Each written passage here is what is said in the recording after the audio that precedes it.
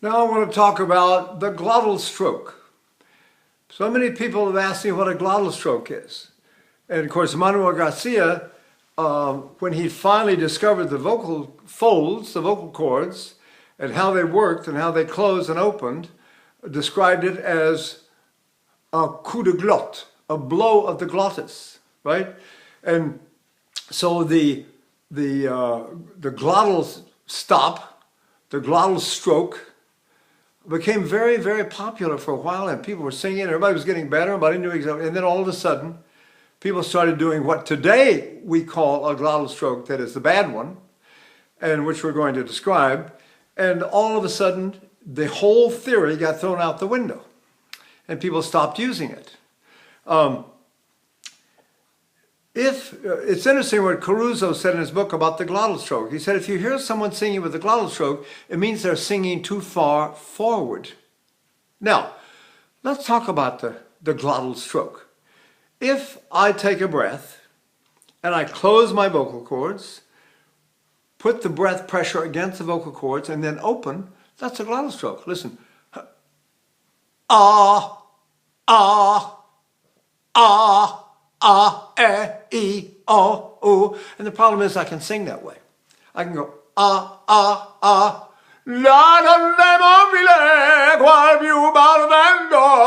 So it's not in my nose. It has resonance. It has all these things about it that are considered good things.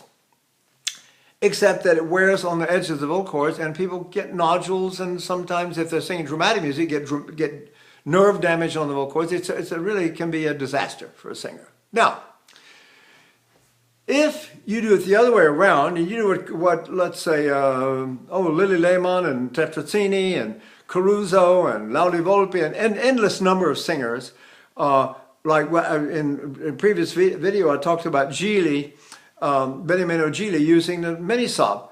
Ah, ah, ah. Is that a glottal stroke? That's not the defined glottal stroke. That one is not with the breaths, with the vocal cords closed and the breath pressure against it, and then suddenly released with the breath pressure pushing on them. I go, ooh, there's the emission. I guide it down in my belly, and I go, ooh, ah, ooh, ah. So there is no stopping the breath with the vocal folds. Therefore, it is not a glottal stroke. You'll hear a closing of the glottis, but the pressure of the breath is on the diaphragm and is not up against the throat.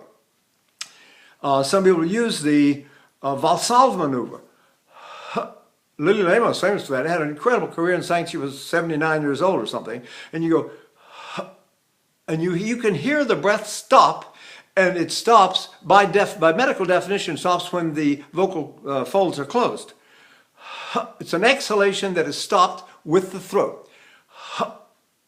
But if I release the throat and maintain the pressure of the breath against my diaphragm, and I go, ah, ah, that's not a glottal stroke. A glottal stroke is, ah, ah, ah. You got to hear the pressure of the breath on the glottis when the vocal cords open to begin their vibration. So you hear all kinds of uses of coughing and sobbing and presets. You'll hear cutoffs, ah, ah, ah, ah, that little grunt at the end. But oh my God, it's a glottal stroke. It is not the kind of glottal stroke that you mean, which is the damaging one. It's simply a release of the glottis that you're releasing against equalization and balance of pressure that is downward into the diaphragm. It's a little bit complicated. You've got to imagine that the breath is directional. If I pull my hair, if I had any, my mind would go to the top of my head. If somebody steps on my toe, my mind goes to my toe. So it really has to do with where I'm thinking. If I think diaphragm, the breath stop action is in here. And this is simply a momentary closing of the glottis, but it is not under pressure. When I release it to vibrate and sing, the pressure is not there. Ah, ah, when I do staccati, there's no pressure. If I go that's glottal stroking. It's very important to know for singers to know, professionally, we should know what the difference is. We should know what a glottal stroke is. What happens if I yodel? Ah-dee-da-lay. What did I let go of in here? Ah-dee-da-lay, ah-dee-lay-lay-lay-lay-lay-lay, dee-dee-lay-dee-dee-lay-dee, ah-dee-lay-lay-lay-lay-lay-lay-dee, ah-la-la-dee-da-da. What am I doing? Is that glottal stroking or not? See?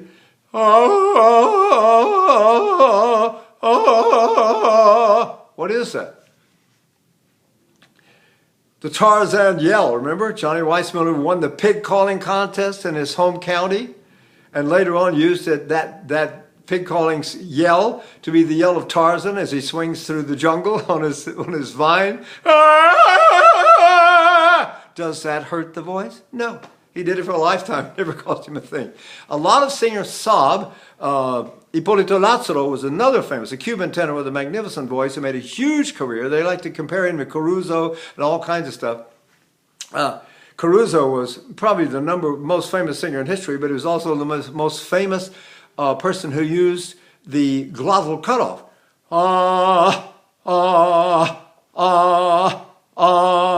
Right?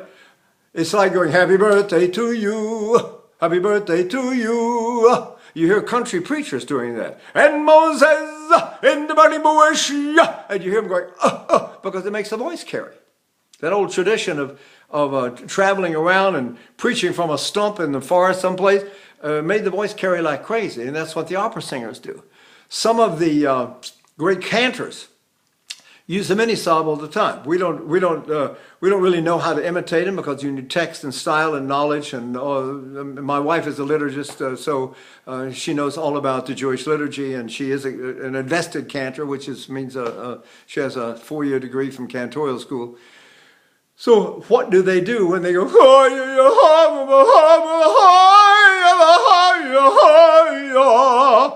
Is that glottal stroking? No.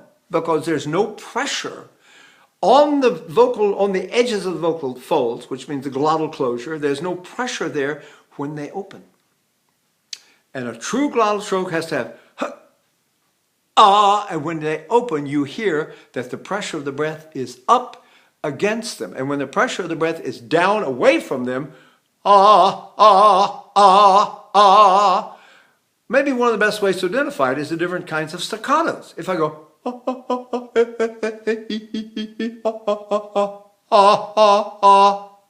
if I go you hear absolutely the pressure of my breath is up against my glottis. That is, over a period of time, depending on the kind of music you sing, how dramatic the repertoire is that you sing, that can become a terrible problem for the vocalist. So the idea is, now a lot of people try to avoid all function. Think of Caruso. It's too far forward if you hear the glottal stroke. So in his mind, you walked backwards. You went,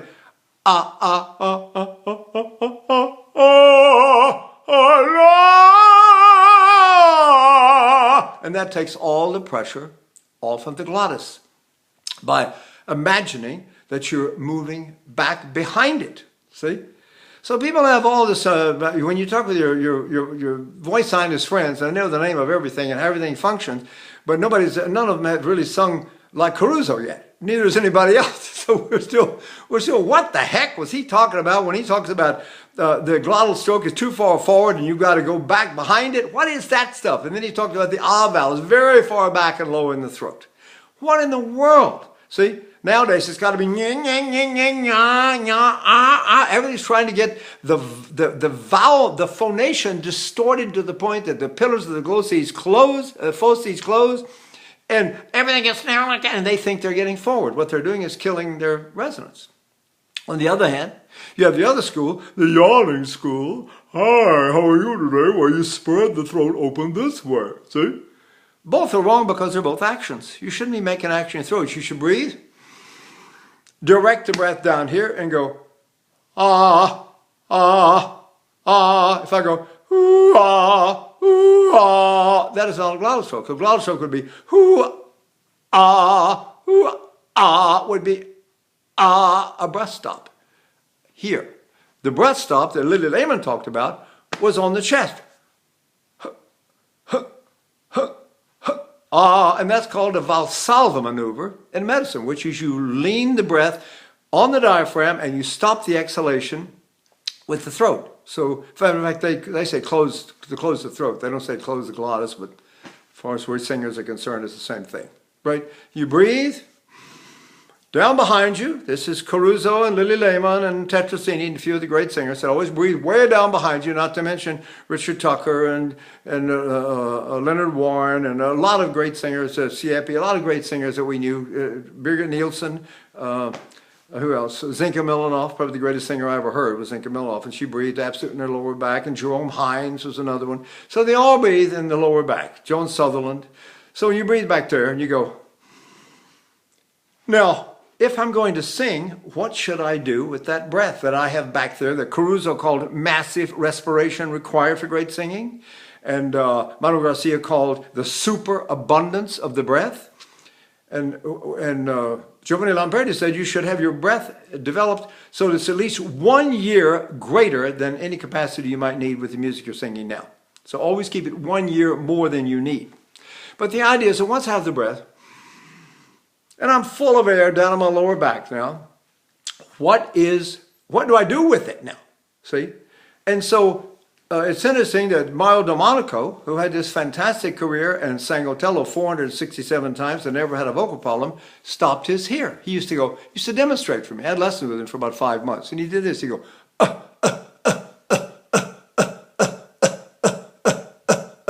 You can see my neck swelling. See that? That means my breath stop is right here.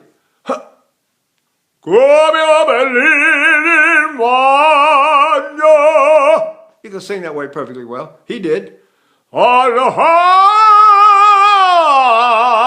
Doesn't hurt the throat at all. And I asked him, doesn't your throat get fatigued? Do you ever have the fatigue problems in the voice? Oh, no. See, I never let the breath get higher than here. That's called the sternal notch.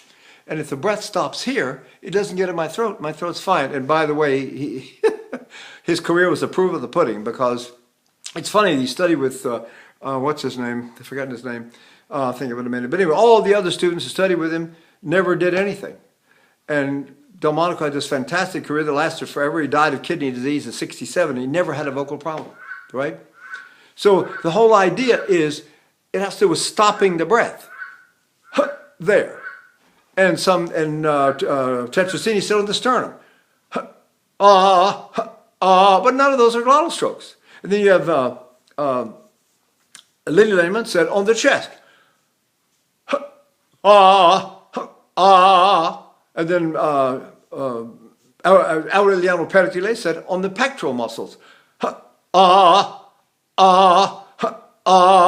So where do you actually stop the breath from leaking? They asked Alina Patti, how do you sing? Apparently the only really truly perfect singer that ever lived. And she said, don't sing breathy. Now what does that mean? If I stop the breath somewhere, the danger is that I'll get a glottal stroke, right? No. Only if you stop it here. Don't stop it in the throat, stop it in the diaphragm. So I'm going to take a breath in. I've got all this breath coming out now. I'm going to exhale, I'm going to go. And then I'm going to put a breath stop on it. Watch.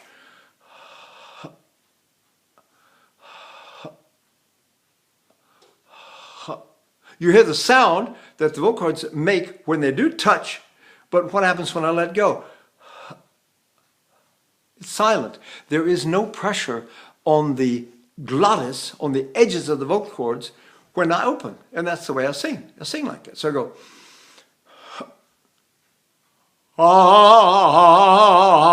breathe.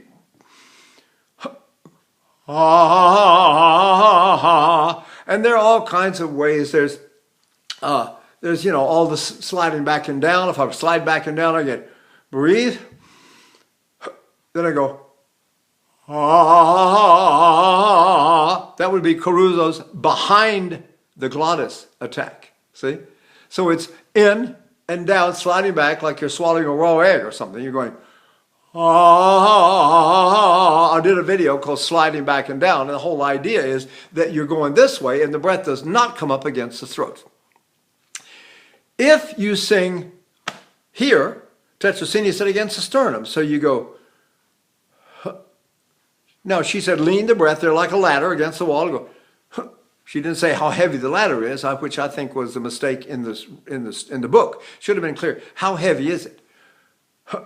Well, you don't need much.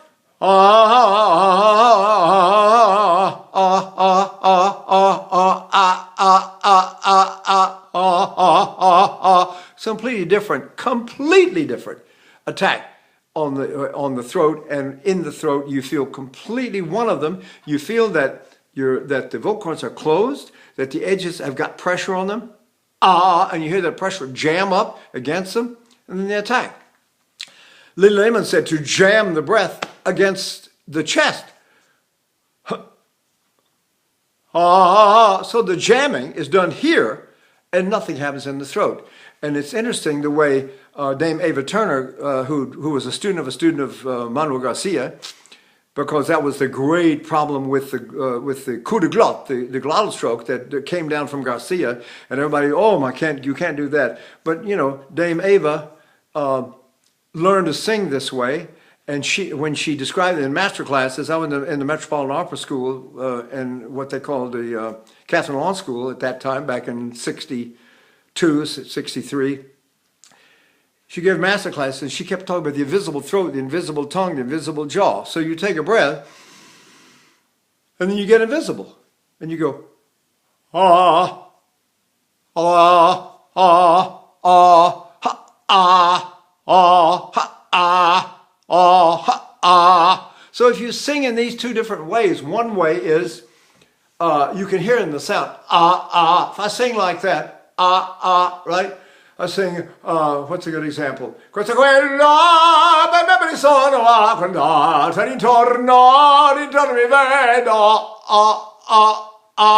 of my glottals. This is my glottal stroke technique, right? And unfortunately, people use it and think because they're getting a lot of masky resonance that is a good sound. It is not. It might even sound good. You got a great voice. Some people got great voices. They sound good no matter what they do, right? But the truth is, you're not supposed to be leaning the breath on your glottis. You're supposed to lean your breath on your diaphragm. So if I do that and I go, and now I go, and I keep it down here, and my throat is invisible, my jaw is tongue, and I go, first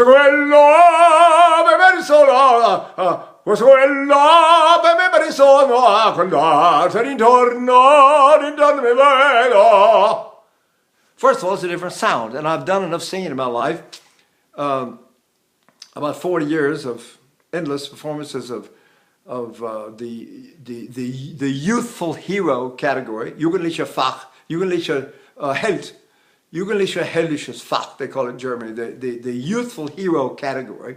That means Carmen and Queen of Spades and all the sort of in-between parts. Like Flying Dutchman and Lohengrin and Parsifal, all the ones that are not the big monsters where the orchestra's playing 130 people, about every note you sing all night. The idea is to sing in a way that you are throatless, jawless, and tongueless. You got to find a way where you don't use this. See? I've got everything down here. I'm going to take a breath. If I try to go to my high notes with that glottal stroke, I go, I'm in the false mask. I'm way down here. And I'm going to have to cover like mad to do something about it. I'll modify my throat. I'll lift my soft palate. I'll do all this other kind of stuff. But if I can do what Caruso said, he said, no, you're too far forward. You have to absolutely sing behind the glottal stroke. Well, let's try this. So I take a breath. And I go,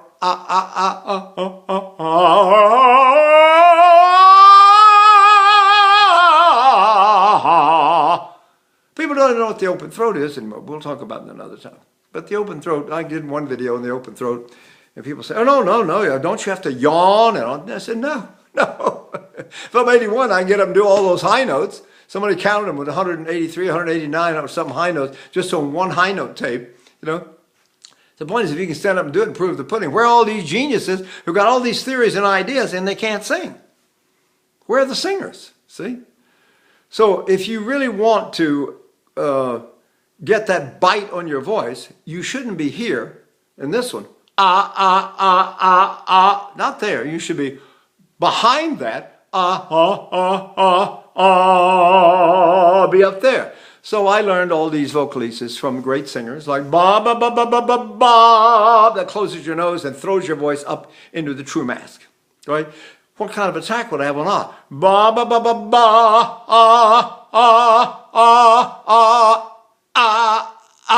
It's a tremendous difference when I do the bad glottal stroke. I try to say good and bad glottal stroke because I don't even say good glottal stroke. I just say bad glottal stroke. But the one that Manuel Garcia was talking about was a blow of the glottis. That means that when the vocals come together, bang, bang, bang, they make those blows, and their vibrations are so fast we can't possibly keep track of them. But he could see them, you know. And when they do that, he called it the blow of the glottis. Well, he wasn't wrong, was he?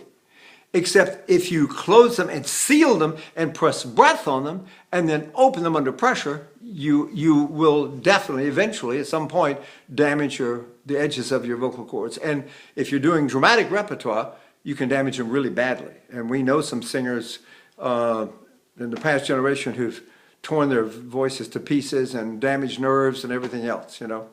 And you hear it in the pop singing world too. The singers are losing their voices because they're using for the attacks. You can't. You have to breathe, lean the breath down here and go when I go that click is not a glottal stroke. You can avoid even that by going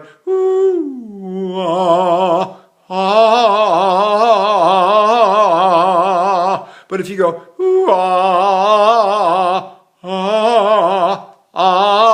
they become two expressions, two colors, two timbre. Depends on what you want to say and when you're singing it, and whether it's lyric and soft, and whether you've got a 130-piece orchestra down there, which I've done. I've sung enough Wagner operas, and I sang Utrenia by Penderecki. That was a 166-piece orchestra in Aspen in the circus tent, the big top tent they have there, without microphones. So you have to find a way to sing where the voice projects like mad, and this will make your voice small. Somebody wrote me the other day and said, there's no such thing as the mask. The mask is imaginary, and if you sing there, your voice will get small. Well, he's absolutely correct. If you sing in the false mask, your voice will get inaudible. On the other hand, singers have used the concept of the mask because they tend to feel the resonance of the voice be up in this part of the voice. Lily Lehman said the resonance is in the upper front half of the skull, right? So a lot of Caruso just said, never sing nasal, never sing into the nasal cavity. If I don't sing in the nasal cavity, where am I going to sing? I have to go above there and get up there. I can't, if I sing down below, that's completely false tracheal resonance and doesn't go anywhere.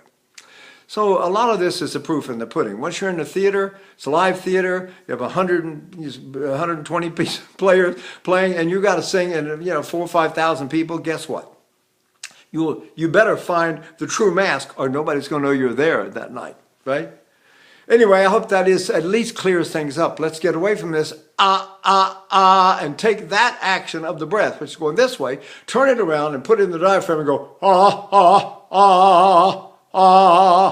then it's not the bad glottal stroke anymore. Okay? Okay, bye.